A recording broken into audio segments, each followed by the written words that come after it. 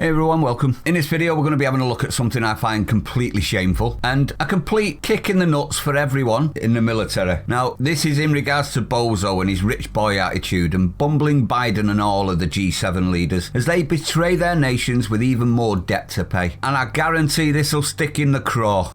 And I do believe that we have rotten politics, and I'm not using that as an exaggeration. As you'll be aware, the G7 had an emergency meeting yesterday in regards to Afghanistan and the withdrawal dates, to be specific. And they did this by Zoom meeting. You may not be aware that the Taliban said that they don't want an extension, so these fools are clamouring and desperate to save face. But do as they're told, obviously. Do as they're told. Sheer cowardice from all of them, in my honest opinion, and completely dangerous. The world sees us as losers, even though that war wasn't intended as winnable. We won at the beginning. Everything since then has been interference and occupation, in my opinion. But let me know what you think the reason we stayed for. Notice how we aren't in lockdown and they Zoom meeting it, so they're doing it over the internet. But when we were in full lockdown, they were partying while we couldn't even work. Funny how that works. Hey, but I digress.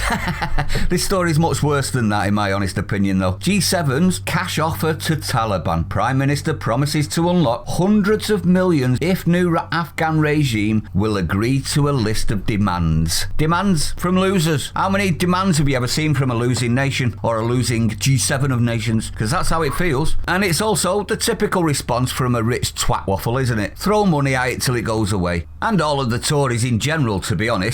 I mean, look at pretty useless Patel throwing hundreds of millions at the French, only for them to send record numbers over our way, 820 something people in one day. New record. In even bigger border force vessels. We'll be needing cruise ships soon to pick these people up. Well, this is more of the same. How much money, you may be asking? Well, it's the money that the International Monetary Fund restricted a couple of months back. 330 million of taxpayers' money across the G7 nations. So your money, effectively, that should be going on things like, I don't know, paying back for the disastrous lockdown that didn't seem to work, that's cost us nearly £400 billion.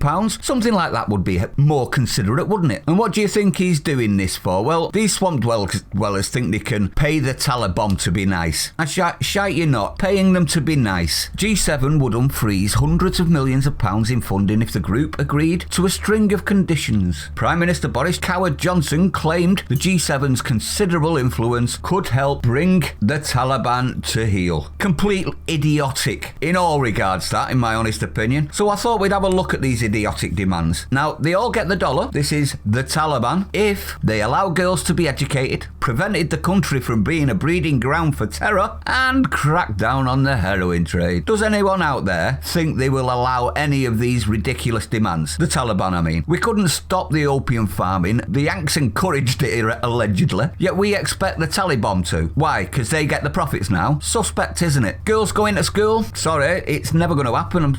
That's just not their culture. And while the Taliban are in control, girls are not going to school. And the reason we went to the Taliban in the very first place was because of bombastic folks training camps, wasn't it? The Taliban only work in-house, not international, but they do train numerous camps. All of these things I think they'll agree to, though, and I reckon they'll do it because of a couple of reasons. One, for the money, obviously, but two, the optics. Think about it. We're now paying the people that drove us out of their nation. Looks like fealty, doesn't it? I think they're just going to go straight back to the way they were, take our money that they'll use against us, obviously, and then do what they've always done, train up jihadis and bombastic folk. We're a mockery of our former selves, all under the Tories, I might add. I think it's time that we started thinking about the problems we have in our own nations before we're thinking about fixing the world. It's been a disastrous occupation, this, and an even worse withdrawal. But let me know what you think, everyone. It does seem like a very Cook move, doesn't it? You don't pay the people that have driven you out of a nation on your heels. Absolute joke. If you're new to the channel, don't forget to hit the like, comment, subscribe. Don't forget to follow me on Odyssey as well, everyone. Not too sure how long YouTube are going to have me around for. I am on strikes on both channels. I am demonetized on both channels, and I am restricted and shadow banned on both channels. So obviously they don't like what I'm saying and think I'm harmful. So if you want to keep up with everything and all of my channels, everything gets put onto Odyssey. So that's a one-stop shop.